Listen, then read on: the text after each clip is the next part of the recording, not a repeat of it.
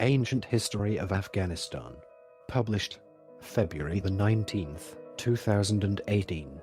Further information can be found at the end of this recording. Archaeological exploration of the pre-Islamic period of Afghanistan began in Afghanistan in earnest after World War II and proceeded until the late 1970s when the nation was invaded by the Soviet Union. Archaeologists and historians suggest that humans were living in Afghanistan at least 50,000 years ago, and that farming communities of the region were among the earliest in the world. Urbanized culture has existed in the land from between 3000 and 2000 BC. Artifacts typical of the Paleolithic, Mesolithic, Neolithic, Bronze, and Iron Ages have been found inside Afghanistan. After the Indus Valley Civilization, which stretched up to northeast Afghanistan, it was inhabited by the Iranic tribes and controlled by the Medes until about 500 BC when Darius the Great, Darius I, marched with his Persian army to make it part of the Achaemenid Empire. In 330 BC, Alexander the Great of Macedonia invaded the land after defeating Darius II I of Persia in the Battle of Gaugamela. Much of Afghanistan became part of the Seleucid Empire, followed by the Greco-Bactrian Kingdom. The area south of the Hindu Kush had been given by Seleucus I Nikator to Chandragupta Maurya and became part of the Maurya Empire. The land was inhabited by various tribes and ruled by many different kingdoms for the next 2 millenniums. Before the arrival of Islam in the 7th century, there were a number of religions practiced in ancient Afghanistan, including Zoroastrianism, Suya worship, paganism, Hinduism and Buddhism. The Kafirstan region, in the Hindu Kush, was not converted until the 19th century. Part 1. Prehistoric Era. Louis Dupree, the University of Pennsylvania, the Smithsonian Institution and others suggest that humans were living in Afghanistan at least 50,000 years ago, and that farming communities of the region were among the earliest in the world. Quote, archaeologists have found evidence of human habitation in Afghanistan from as far back as 50,000 BC. The artifacts indicate that the indigenous people were small farmers and herdsmen, as they are today, very probably grouped into tribes, with small local kingdoms rising and falling through the ages. Afghanistan seems in prehistory, as well as in ancient and modern times, to have been connected by culture and trade with the neighboring regions. Urban civilization, which includes modern-day Afghanistan, North India, and Pakistan, may have been as early as 3000 to 2000 BC. Archaeological finds indicate the possible beginnings of the Bronze Age, which would ultimately spread throughout the ancient world from Afghanistan. It is also believed that the region had early trade contacts with Mesopotamia. Part 1. Prehistoric Era. Chapter 1. Indus Valley Civilization. The Indus Valley Civilization, IVC, was a Bronze Age civilization. 3300–1300 BCE, mature period 2600 to 1900 BCE, extending from what today is northwest Pakistan to northwest India and northeast Afghanistan. An Indus Valley site has been found on the Oxus River at Shortchugai in northern Afghanistan. Apart from Shortchugai Mundigak, another notable site, there are several smaller the Fourth Sea colonies to be found in Afghanistan. Part 2. Aryans and the Medes Rule. 1500 BC 551 DC. Between 2000–1200 BC, a branch of Indo-European-speaking tribes known as the Aryans began migrating into the region. This is part of a dispute in regards to the Aryan invasion theory. They appear to have split into Iranic peoples, Nuristani, and Indo-Aryan groups at an early stage, possibly between 1500 and 1000 BC in what is today Afghanistan, or much earlier, as eastern remnants of the Indo-Aryans drifted much further west as with the Mitanni. The Iranians dominated the modern-day plateau, while the Indo-Aryans ultimately headed towards the Indian subcontinent. The Avesta is believed to have been composed possibly as early as 1800 BC and written in ancient Aryana. The earliest name of Afghanistan, which indicates an earlier link with today's Iranian tribes to the west, or adjacent regions in Central Asia or northeastern Iran in the 6th century BC, due to the similarity between early Avestan and Sanskrit and other related early Indo-European languages such as Latin and Ancient Greek. It is believed that the split between the Old Persians and Indo-Aryan tribes had taken place at least by 1000 BC. There are striking similarities between Avestan and Sanskrit, which may support the notion that the split was contemporary with the Indo-Aryans living in Afghanistan at a very early stage. Also, the Avesta itself divides into Old and New sections and neither mention the Medes, who are known to have ruled Afghanistan starting around 700 BC. This suggests an early time frame for the Avesta that has yet to be exactly determined, as most academics believe it was written over the course of centuries if not millennia. Much of the archaeological data comes from the Bactria-Marjana archaeological complex, BMC and Indus Valley civilization. That probably played a key role in early Aryanic civilization in Afghanistan. The Medes, a Western Persian people, arrived from what is today Kurdistan sometime around the 700 BC and came to dominate most of ancient Afghanistan. Citation needed. They were an early tribe that forged the first empire on the present Iranian plateau and were rivals of the Persians, whom they initially dominated in the province of Fars to the south. Median domination of parts of far-off Afghanistan would last until the Persians challenged and ultimately replaced them from rule. Part 3: Achaemenid Invasion and Zoroastrianism. 550 BC 331 BC. The city of Bactria, which later became Balkh, is believed to have been the home of Zarathustra, who founded the Zoroastrian religion. The Avesta refers to eastern Bactria as being the home of the Zoroastrian faith, but this can be a reference to either a region in modern Afghanistan or borderline of Afghan Pakistan. Regardless of the debate as to where Zoroaster was from, Zoroastrianism spread to become one of the world's most influential religions and became the main faith of the old Aryan people for centuries. It also remained the official religion of Persia until the defeat of the Sasanian ruler Yazdijerd II, over 1,000 years after its founding, by Muslim Arabs. In what is today southern Iran, the Persians emerged to challenge Median supremacy on the Iranian plateau. By 550 BC, the Persians had replaced Median rule with their own dominion and even began to expand past previous Median imperial borders. Both Gandhara and Cambodia Mahajanapadas of the Buddhist text soon fell a prey to the Achaemenian dynasty during the reign of Achaemenid Cyrus the Great. 558-530 BC. Or in the first year of Darius I, marking the region or of the easternmost provinces of the empire, located partly in nowadays Afghanistan. According to Plinius' evidence, Cyrus the Great, Cyrus II, had destroyed Kapisa in Kapusain, which was a Cambodia city, the former region of Gandhara and Cambodia, Upper Indus, had constituted 7th satrapy of the Achaemenid Empire and annually contributed 170 talents of gold dust as a tribute to the Achaemenids. Bactria had a special position in old Afghanistan, being the capital of a vice-kingdom. By the 4th century BC, Persian control of outlying areas and the internal cohesion of the empire had become somewhat tenuous.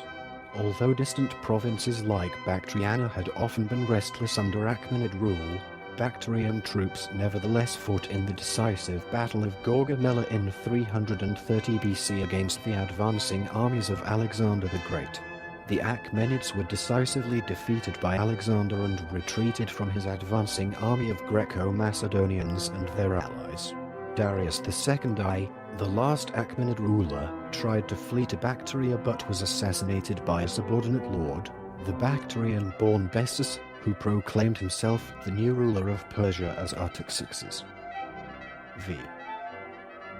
Bessus was unable to mount a successful resistance to the growing military might of Alexander's army, so he fled to his native Bactria, where he attempted to rally local tribes to his side but was instead turned over to Alexander, who proceeded to have him tortured and executed for having committed regicide. Part 4. Alexander the Great to Greco-Bactrian rule. 330 BC circa 150 BC. Moving thousands of kilometers eastward from recently subdued Persia, the Macedonian leader Alexander the Great encountered fierce resistance from the local tribes of Arya, Satrapi, Drangiana, Arakosia, south and eastern Afghanistan, northwest Pakistan, and Bactria, north and central Afghanistan. Upon Alexander's death in 323 BC, his empire, which had never been politically consolidated, broke apart as his companions began to divide it amongst themselves. Alexander's cavalry commander, Seleucus, took nominal control of the eastern lands and founded the Seleucid dynasty.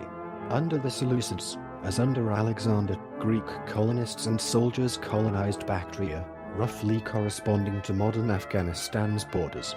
However, the majority of Macedonian soldiers of Alexander the Great wanted to leave the east and return home to Greece. Later, Seleucus sought to guard his eastern frontier and moved Ionian Greeks, also known as Yelvanas to many local groups, to Bactria in the 3rd century BC. Part 4.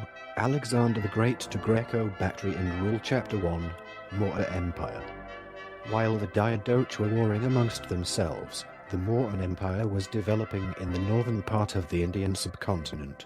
The founder of the empire, Chandragupta Maurya, confronted a Macedonian invasion force led by Seleucus I in 305 BC, and following a brief conflict, an agreement was reached as Seleucus ceded Gandhara and Arakosia, centered around ancient Kandahar, and areas south of Bagram, corresponding to the extreme southeast of modern Afghanistan, to the Mauryans. During the 120 years of the Mauryans in southern Afghanistan, Buddhism was introduced and eventually became a major religion alongside Zoroastrianism and local pagan beliefs. The ancient Grand Trunk Road was built linking what is now Kabul to various cities in the Punjab and the Gangetic Plain. Commerce, art, and architecture, seen especially in the construction of stupas, developed during this period. It reached its high point under Emperor Ashoka, whose edicts, roads, and rest stops were found throughout the subcontinent. Although the vast majority of them throughout the subcontinent were written in Prakrit, Afghanistan is notable for the inclusion of two Greek and Aramaic ones alongside the court language of the Mauryans. Inscriptions made by the Mauryan Emperor Ashoka, a fragment of Edict 13 in Greek, as well as a full edict, written in both Greek and Aramaic, has been discovered in Kandahar.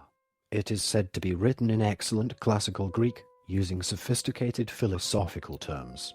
In this edict, Ashoka uses the word euspaiia, piety, as the Greek translation for the ubiquitous Dharma of his other edicts written in Prakrit, 10 years of reign having been completed. King Pedasus Ashoka made known the doctrine of piety, euspaiia, to men, and from this moment he has made men more pious, and everything thrives throughout the whole world, and the king abstains from killing living beings, and other men, and those who are huntsmen and fishermen of the king have desisted from hunting, and if some were intemperate, they have ceased from their intemperance as was in their power, and obedient to their father and mother and to the elders, in opposition to the past also in the future. By so acting on every occasion, they will live better and more happily. Trans. By G.P. Caratelli. The last ruler in the region was probably Subhagasena, Sophagasenus of Polybius, who, in all probability, belonged to the Ashvaka. Q.V. Background.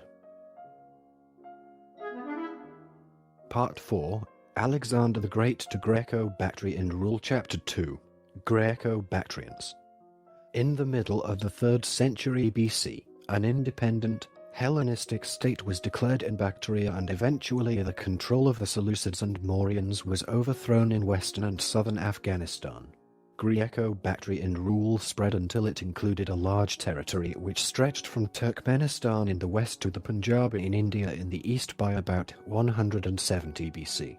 Greco-Bactrian rule was eventually defeated by a combination of internecine disputes that plagued Greek and Hellenized rulers to the west, continual conflict with Indian kingdoms, as well as the pressure of two groups of nomadic invaders from Central Asia, the Parthians and Sakas. Part 5, Kushan Empire. 150 BC 300 AD. In the 3rd and 2nd centuries BC, the Parthians, a nomadic Iranian peoples, arrived in Western Asia. While they made large inroads into the modern-day territory of Afghanistan, about 100 years later another Indo-European group from the north, the Kushans, a subgroup of the tribe called the Yuezhi by the Chinese, entered the region of Afghanistan and established an empire lasting almost 4 centuries, which would dominate most of the Afghanistan region. The Kushan Empire spread from the Kabul River Valley to defeat the Central Asian tribes that had previously conquered parts of the northern central Iranian plateau once ruled by the Parthians. By the middle of the 1st century BC, the Kushans' base of control became Afghanistan, and their empire spanned from the north of the Pamir Mountains to the Ganges River Valley in India. Early in the 2nd century under Kanishka, the most powerful of the Kushan rulers, the empire reached its greatest geographic and cultural breadth to become a center of literature and art. Kanishka extended Kushan control to the mouth of the Indus River on the Arabian Sea, into Kashmir, and into what is today the Chinese-controlled area north of Tibet. Kanishka was a patron of religion and the arts. It was during his reign that Buddhism, which was promoted in northern India earlier by the Mauryan Emperor Ashoka, c. 260 BC 232 BC, reached its zenith in Central Asia, though the Kushanas supported local Buddhists and Hindus as well as the worship of various local deities. Part 6, Sasanian Invasion. 300–650. In the 3rd century, Kushan control fragmented into semi-independent kingdoms that became easy targets for conquest by the rising Iranian dynasty, the Sasanians. c. 224–561, which annexed Afghanistan by 300 AD. In these far-off easternmost territories, they established vassal kings as rulers, known as the Kushanshahs. Sasanian control was tenuous at times as numerous challenges from Central Asian tribes led to instability and constant warfare in the region. The disunited Kushan and Sasanian kingdoms were in a poor position to meet the threat of a new wave of nomadic, Indo-European invaders from the north. The Hephthalites, or White Huns, swept out of Central Asia around the 4th century into Bactria and to the south, overwhelming the last of the Kushan and Sasanian kingdoms. Some have speculated that the name Afghanistan, land of the Afghans, derives from which could be an adjective such as brave, chivalrous, valor, which was to use for the people in today's Afghanistan. Historians believe that Hephthalite control continued for a century and was marked by constant warfare with the Sasanians to the west, who exerted nominal control over the region. By the middle of the 6th century, the Hephthalites were defeated in the territories north of the Amu Darya. the Oxus River of antiquity, by another group of Central Asian nomads, the Gokturks, and by the resurgent Sasanians in the lands south of the Amu Darya. It was the ruler of Western Gokturks, Sajin. A.K.A. Sinjibu, Silzabal and Yandumachu Khan, who led the forces against the Hephthalites who were defeated at the Battle of Tashkent, and at the Battle of Bukhara. Part 7, Kabul Shahi. The Shahi dynasties ruled portions of the Kabul Valley in eastern Afghanistan and the old province of Gandhar, northern Pakistan and Kashmir. From the decline of the Kushan Empire in the 3rd century to the early 9th century, they are split into two eras, the Buddhist Shahis and the later Hindu Shahis, with the changeover occurring around 870 and ruled up until the Islamic conquest of Afghanistan. When Xuanzang visited the region early in the 7th century, the Kabul region was ruled by a Kshatriya king, who is identified as the Shahi Kingal, and whose name has been found in an inscription found in Gardez. The Turkic Shahi regency was overthrown and replaced by a Moghul Shahi dynasty of Brahmins who began the first phase of the Hindu Shahi dynasty. These Hindu kings of Kabul and Gandhara may have had links to some ruling families in neighboring Kashmir and other areas to the east.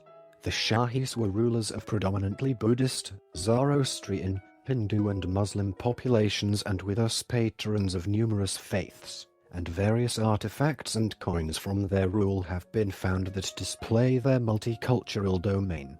In 964 AD, the last Moghul Shahi was succeeded by the Janjua overlord, Jayapala, of the Pandavanshi dynasty. The last Shahi emperors Jayapala, Anandapala and Durluk Khanpala fought the Muslim Ghaznavids of Ghazna and were gradually defeated. Their remaining army were eventually exiled into northern India. Part 8, Archaeological remnants. Most of the Zoroastrian, Greek, Hellenistic, Buddhist, Hindu and other indigenous cultures were replaced by the coming of Islam, and little influence remains in Afghanistan today. Along ancient trade routes, however, stone monuments of the once flourishing Buddhist culture did exist as reminders of the past. The two massive sandstone Buddhas of Bamiyan, 35 and 53 meters high, overlooked the ancient route through Bamiyan to Balkand, dated from the 3rd and 5th centuries. They survived until 2001, when they were destroyed by the Taliban. In this and other key places in Afghanistan, archaeologists have located frescoes, stucco decorations, statuary, and rare objects from as far away as China, Phoenicia, and Rome, which were crafted as early as the 2nd century and bear witness to the influence of these ancient civilizations upon Afghanistan. One of the early Buddhist schools, the Mahasafghika Lakatharavada, were known to be prominent in the area of Baman. The Chinese Buddhist monk Xuanzang visited a Lakatharavada monastery in the 7th century CE, at Baman, Afghanistan, and this monastery site has since been rediscovered by archaeologists. Birk bark and palm leaf manuscripts of texts in this monastery's collection, including Mahayana sutras, have been discovered at the site, and these are now located in the Shoyan collection. Some manuscripts are in the Gandhari language and Kharofhi script, while others are in Sanskrit and written in forms of the Gupta script. Manuscripts and fragments that have survived from this monastery's collection include well-known Buddhist texts such as the Mahapariyanirva Sutra, from the Agamas, the Diamond Sutra, Varaka Edika Prajna Paramita, the Medicine Buddha Sutra, and the Sremala Devi Sifhanada Sutra. In 2010, reports stated that about 42 Buddhist relics have been discovered in the Logar province of Afghanistan, which is south of Kabul. Some of these items date back to the 2nd century according to archaeologists. The items included 2 Buddhist temples, stupas, Buddha statues, Frescoes, silver and gold coins and precious beads. There is a temple, stupas, beautiful rooms, big and small statues, 2 with the length of 7 and 9 meters, colorful frescoes ornamented with gold and some coins.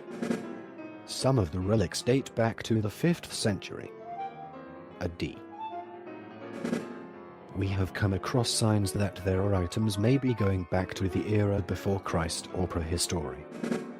We need foreign assistance to preserve these and their expertise to help us with further excavations. Mohammad Nader Soli, Afghan Archaeological Department. Special characters in this article were substituted with audio cues. They were denoted as follows: and, beginning and ending single or double quotations, and, left and right parentheses, an M dash, 3 consecutive periods. This recording is a derivative work from Wikipedia. For more information, to commission recordings like this, and to support the developer, please visit www.patreon.com/frogcast.